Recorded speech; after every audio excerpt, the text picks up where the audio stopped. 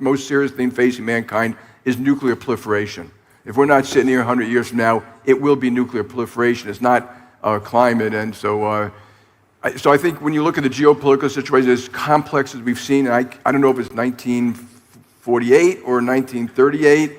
Obviously, we all hope it goes away. I think it's a little bit of wishful thinking. It's going to take real leadership on the part of many people out there. And then I look at the financial situation, the fiscal spending, which is more than it's ever. I'm talking about the United States, but it's almost true around the world. It's more than it's ever been in peacetime, by a long shot, with the highest debt levels we've ever had by government. And there's this kind of omnipotent feeling that central banks and governments can manage through all this stuff. I'm cautious.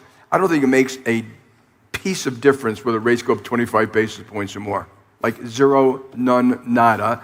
I think whether the whole curve goes up 100 basis points, I urge people, be prepared for it. I don't know if it's going to happen. But I look at what we're seeing today more like the 70s. A lot of spending, a lot of it's going to be wasted. I'm in favor of this whole ESG effort. On the other hand, if you look at the way we're going about it, it's almost like governments want to whack them all and force it, but no carbon taxes, no rational way to go about it that would be more important. In the United States, for example, you can't build pipelines to reduce coal emissions.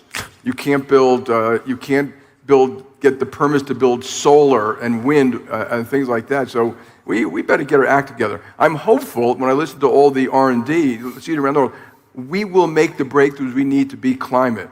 But it's going to be a day later and longer than it should be because of our own basic incompetence. I also want to add one last thing. I'm taking it from Bob Gates. To fix this, it's going to take real leadership from the Western world, in particular America, but leadership which is not just military, diplomatic, development finance. And this development finance, I don't know if Ajay's still here, what we need in development finance dwarfs what governments can do. So it can't be done without private capital, and private capital isn't going to come in if you build something that gets taken from a government or something like that. So we have a lot of work to do. It's one of the reasons I think these events are positive, but I would be quite concerned.